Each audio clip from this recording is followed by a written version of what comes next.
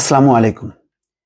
গোপালগঞ্জে সেনাবাহিনীর গাড়িতে আগুন, অস্ত্র ছিনিয়ে নিয়ে মিছিল। কয়েকদিন থেকে দেখা যাচ্ছে গোপালগঞ্জে আওয়ামী লীগ যে ধরনের শপথ নিচ্ছে, সমাবেশ করছে, মিছিল করছে নির্দ্বিধায়। কেননা এখন তো গণতন্ত্র, পরিপূর্ণ গণতন্ত্র। এটা তো আর শেখ হাসিনার সময়কার গণতন্ত্র না যে পুলিশের অনুমতি নিতে হবে। কিন্তু গণতন্ত্রের সুযোগ নিয়ে এরকম কাণ্ড। গোপালগঞ্জ কি বাংলাদেশ থেকে বিচ্ছিন্ন একটা অঞ্চল? আজকের পুরো রিপোর্টটা দর্শক যারা আছেন তারা প্রথম আলো সহ অন্যান্য জায়গায় পড়ে নেবেন। সেনাবাহিনীর দোষ কি ছিল সেখানে? সারা দেশে নিরাপত্তার জন্য সেনাবাহিনী সদস্যরা টহল দিচ্ছে। সেই টহল একটা গাড়ি তারা সেখানে অবস্থান করছিল, কোনো বাধা দেয়নি, গুলি করেনি, কোনো কিচ্ছুই করেনি। তারা এসে আক্রমণ করলো, পুড়িয়ে দিল, অস্ত্র ছিনিয়ে নিল, প্রাণ বাঁচাতে একটা বাড়িতে আশ্রয় নিল, সেখানে যে হামলা করলো, তাদেরকে আহত করলো। তারপর একজনের অস্ত্র ছিনিয়ে নেওয়া অস্ত্র নিয়ে তারা মিছিল পর্যন্ত করলো। মাই গড, আপনার কল্পনা করেন ঢাকায় যখন নাকি চরম নির্যাতন নিপীড়নের মুখেও কিন্তু হাজার হাজার জনতা, একবারও তারা কেউ সেনাবাহিনীর গায়ে হাত দেয়নি, বরং সেনাবাহিনীকে অভিনন্দন জানিয়েছে, ফুল দিয়েছে, তাদের গাড়িতে উঠে উৎসব করেছে, কিন্তু সেনাবাহিনীকে আক্রমণ করেনি। আর গোপালগঞ্জ, ঠিক আছে বুঝলাম এটা শেখ হাসিনার এলাকা, আওয়ামী লীগের ঘাঁটি, তাই বলে এই চেহারা। আজকে বিরোধী দলে তারা বলতে গেলে, যদি বলি বিরোধী পক্ষে থেকে, তাহলে এই আচরণগুলি তারা যখন করে তখন তারা এতকাল কিভাবে বিএনপিকে সমালোচনা করে যে তারা সন্ত্রাস করে, নৈরাজ্য করে। আজকে কি হলো? সেনাবাহিনীর গায়ে হাত। সাবেক প্রধানমন্ত্রী শেখ হাসিনাকে দেশ ত্যাগে বাধ্য করার প্রতিবাদে করা বিক্ষোভ মিছিলকে কেন্দ্র করে গোপালগঞ্জে হামলা করে সেনাবাহিনীর একটি গাড়িতে আগুন দিয়েছেন বিক্ষোভকারীরা। এ সময় এক সেনা সদস্যের অস্ত্র কেড়ে নিয়ে মিছিল করা হয়।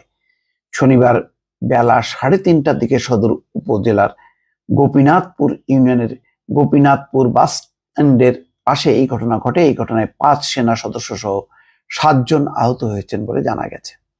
এ সময় ছবি তুলতে গেলে 2 সাংবাদিককে মারধর ও লাঞ্ছিত করায় তালা হলেন চ্যানেল 24 এর গোপালগঞ্জ প্রতিনিধি বাদল সাহা ও মাছরাঙ্গা টেলিভিশনের জেলা প্রতিনিধি শাবকত আহমেদ। স্থানীয় সূত্র বলছে, শেখ হাসিনাকে দেশে ফিরিয়ে আনার দাবিতে ঢাকা খুলনা মহাসড়কের গোপীনাথপুর বাসস্ট্যান্ড এলাকায় বেলা 3টার দিকে বিক্ষোভ মিছিলের আয়োজন করে আওয়ামী লীগ। কর্মসূচিতে সদর উপজেলার গোপীনাথপুর ও জালালাবাদ ইউনিয়ন, কাশিয়ানী উপজেলার নিজামকান্দি ইউনিয়নের আওয়ামী লীগ ও সহযোগী সংগঠনের নেতাকর্মীরা অংশ নেন। প্রত্যক্ষদর্শীরা বলছেন, বেলা 3টার দিকে ওই 3 ইউনিয়নের নেতাকর্মীরা খন্ড খন্ড মিছিল নিয়ে গোপীনাথপুর বাসস্ট্যান্ড এলাকায় জড়ো হয়। তারা ঢাকা খুলনা মহাসড়ক অবরোধ করে বিক্ষোভ মিছিল করতে থাকেন। এতে মহাসড়কের 2 পাশের গাড়ি আটকে পড়ে। খবর পেয়ে গোপালগঞ্জে কর্মরত সেনা সদস্যরা ঘটনাস্থলে গেলে ভুয়া ভুয়া স্লোগান দেন বিক্ষোভকারীরা। এক পর্যায়ে সেনা সদস্যদের সঙ্গে বাকবিতণ্ডায় জড়ান তারা। পরে বিক্ষোভকারীরা ক্ষিপ্ত হয়ে সেনা সদস্যদের মারধর শুরু করলে সেনা সদস্যরা ফাঁকা গুলি ছুড়ে পরিস্থিতি নিয়ন্ত্রণের চেষ্টা করেন। বিক্ষোভকারীদের হামলায় সেনা সদস্যরা দৌড়ে পাশের বাড়িতে আশ্রয় নেন। এ সময় এক সেনা সদস্যের কাছ থেকে একটি অস্ত্র ছিনিয়ে নিয়ে সেনাবাহিনীর গাড়িতে আগুন ধরিয়ে দেন বিক্ষোভকারীরা। দেখেন কত বড় অধ্যত্ত। ঘটনার পর ছিনিয়ে নেওয়া অস্ত্র নিয়ে বিক্ষোভকারীরা মিছিল করেন।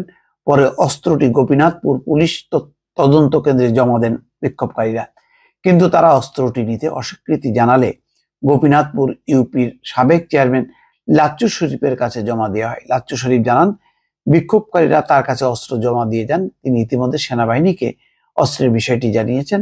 তারা অস্ত্র নিতে আসছেন বলে জানিয়েছেন। তার আগ পর্যন্ত অস্ত্রটি তার কাছে রাখতে বলেছেন। জানতে চাইলে গোপালগঞ্জের কর্মরত সেনাবাহিনীর মেজর আতিকুর রহমান রশাদ জানান, এই ব্যাপারে পরে বিস্তারিত তথ্য জানিয়ে দেওয়া হবে। দর্শক, কত বড় অপমানজনক!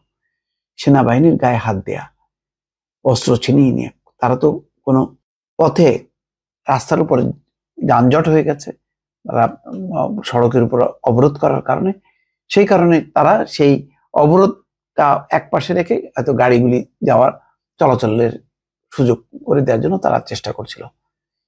এই জন্য তাদের সঙ্গে বাকবিতণ্ডা, ঠিক আছে, বাকবিতণ্ডাও মানলাম, তাই বলে হামলা, মারধর, অস্ত্র ছিনিয়ে নিয়ে মিছিল। গোপালগঞ্জ কি বাংলাদেশ থেকে বিচ্ছিন্ন, স্বাধীন হয়ে গেল? এতই ক্ষমতা হয়ে গেল গোপালগঞ্জে? অবাক কাণ্ড। বাংলাদেশে আমি জানি না এরকম ঘটনা আর ঘটেছে কিনা। ভালো থাকবেন।